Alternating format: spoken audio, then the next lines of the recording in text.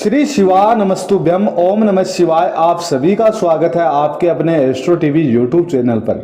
आज के इस वीडियो में जानेंगे आषाढ़ मास के महत्व के बारे में। आषाढ़ में क्या करना चाहिए और क्या नहीं करना चाहिए। हर महीने में पूर्णिमा का पर्व मनाया जाता है। ज्येष्ठ मास में पड़ने वाली पूर्णिमा को ज्येष्ठ पूर्णिमा के नाम से जाना जाता है। इस पूर्णिमा से ज्येष्ठ मास का समापन होता है। उसके बाद आषाढ़ मास की शुरुआत होती है। सनातन धर्म में आषाढ़ मास का खास महत्व बताया गया है। धार्मिक शास्त्रों के अनुसार प्रत्येक माह का विशेष महत्व होता है। हर महीने किसी न किसी देवी देवता को समर्पित होता है। इस दौरान भगवान विष्णु की विशेष पूजा अर्चना की जाती है। मान्यता है कि ऐसा करने से जातक को पारिवारिक परेशानियों से मुक्ति मिलती है और सुख समृद्धि का आशीर्वाद प्राप्त होता है। वैदिक पंचांग के अनुसार 11 जून को दोपहर 1:13 से आषाढ़ के कृष्ण पक्ष की प्रतिपदा तिथि आरंभ हो चुकी है।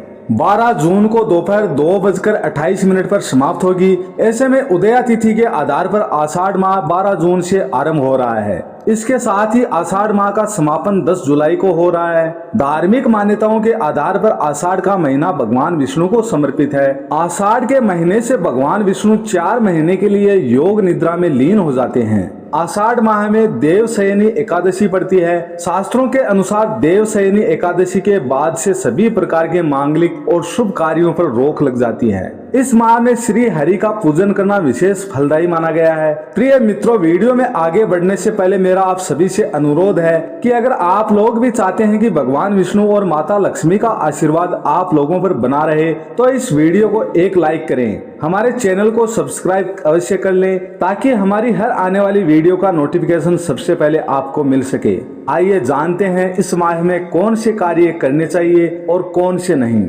ज्योतिष शास्त्र के अनुसार आषाढ़ मास के पहले दिन बेहद शुभ संयोग बन रहा है। दरअसल इस समय गुरु मिथुन राशि में मौजूद है और वे कल चंद्रमा के साथ सम सप्तक का संबंध बन रहा है, जिससे गजकेसरी योग बन रहा है। आषाढ़ मास के पहले दिन गजकेसरी योग के बनने से 5 राशियों को पूरे महीने कई लाभ मिलने वाले हैं, जिनमें मेष, कर्क, तुला, धनु, मीन आदि राशियों को राजकेसरी योग होने से फायदा होने वाला है। आषाढ़ मास में क्या करें? आषाढ़ मास में हर रोज ब्रह्म मुहूर्त में उठकर तुलसी पूजा करें और मंत्र व जप का ध्यान करें। ओम नमो भगवते वासुदेवाय नमः, शिवाय राम दूताय नमः, क्रीम कृष्णाय नमः और राम रामाय नमः मंत्रों का जप करते रहें।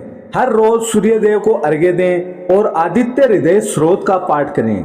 आषाढ़ मास में भगवान विष्णु, माता लक्ष्मी, भगवान शिव, माता पार्वती पूजा करने का विधान है। आषाढ़ मास में पिंडदान, तर्पण, स्नान और दान किया जाता है। इस मास में दान, यज्ञ, व्रत, देव पूजा, पीपल पूजा करने से भाग्य का साथ मिलता है और सभी सुखों की प्राप्ति होती है। मान्यता है कि इन कार्यों को करने से जातक को पूर्वजों का आशीर्वाद प्राप्त होता है और जीवन की परेशानियों से मुक्ति मिलती है। आषाढ़ मास में तीर्थ यात्रा करने का भी विशेष महत्व है। ऐसा करने से शारीरिक और आध्यात्मिक लाभ मिलता है। धर्म ग्रंथों के अनुसार आषाढ़ माह के स्वामी भगवान विष्णु है। इस महीने में उनकी पूजा विशेष रूप से की जाती है। इस महीने में देवशयनी एकादशी से भगवान विष्णु 4 महीने के लिए विश्राम करने पाताल चले जाते हैं। इसके बाद सृष्टि का संचालन महादेव करते हैं, इसलिए इस महीने से शिव जी की पूजा का भी विशेष महत्व है।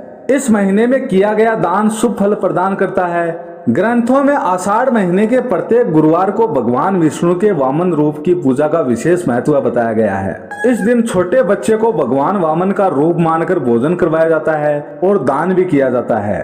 साथ ही साथ इस महीने की दोनों एकादशी तिथियों पर भगवान वामन की पूजा के बाद अन्न और जल का दान करने का महत्व है। धर्म ग्रंथों के अनुसार आषाढ़ मास में सूर्य पूजा का भी महत्व है। इस महीने में सूर्योदय से पहले नहाकर उगते हुए सूरज को जल चढ़ाने से बीमारियां दूर होती हैं। भविष्य पुराण में श्री कृष्ण ने अपने पुत्र को आषाढ़ मास में सूर्य पूजा का महत्व बताया। श्री कृष्ण ने कहा है कि सूर्य ही एक प्रत्यक्ष देवता हैं, जिनकी पूजा से हर मनोकामना पूरी हो सकती है।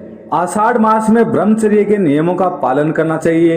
इस महीने में जरूरतमंदों को दान करने का भी विशेष महत्व है। इस मास में जहां तक हो सके गरीब व जरूरतमंद लोगों की मदद करें और धन, कपड़ा, छाता, जल, अनाज आदि का दान करना चाहिए। आषाढ़ मास में देवशयनी एकादशी, चातुर्मास प्रारंभ, गुप्त नवरात्रि प्रारंभ, गुरु पूर्णिमा आदि कई प्रमुख व्रत त्योहार मनाए जाते हैं। आषाढ़ महीने में वरुण देव की पूजा करें। इसके अलावा लक्ष्मी नारायण की पूजा करना अपार लाभ दिलाता है। इससे जीवन में सुख समृद्धि आती है। आषाढ़ मास में क्या ना करें। आषाढ़ माह में जल की बर्बादी नहीं करनी चाहिए, इससे पानी का अपमान माना जाता है। आषाढ़ मास में अधिक गर्मी पड़ती है, ऐसे में श्रद्धा अनुसार लोगों को जल और सत्तू समेत आदि चीजों का दान करना चाहिए। इससे सुख और समृद्धि में वृद्धि होती है। आषाढ़ मास में देवशयनी एकादशी पड़ती है। इस एकादशी से चतुर्मास की शुरुआत होती है। इस अवधि के दौरान मांगलिक कार्य जैसे जनेऊ, संस्कार, मुंडन, शादी आदि कार्य नहीं करने चाहिए। माना जाता है कि इन कार्यों का शुभ फल प्राप्त नहीं होता है। आषाढ़ महीने में इम्यूनो सिस्टम कमजोर होता है, लिहाजा इस समय में बासी खाना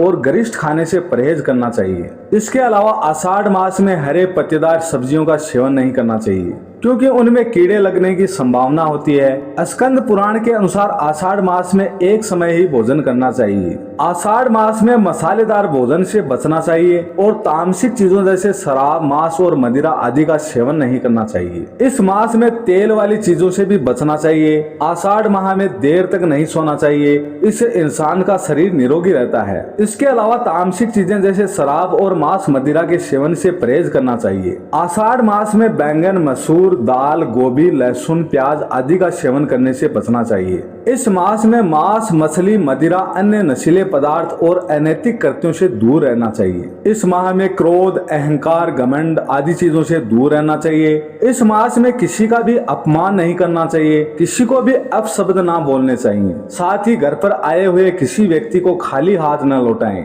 दोस्तों, आज की हमारी वीडियो आपको कैसी लगी कमेंट करके जरूर बताएं। अगर आपको हमारी वीडियो अच्छी लगी हो तो कमेंट बॉक्स में जय माता दी, जय भगवान विष्णु जरूर लिखें। भगवान आप सब पर कृपा बनाए रखें। ओम नमः शिवाय। श्री शिवा नमस्ते।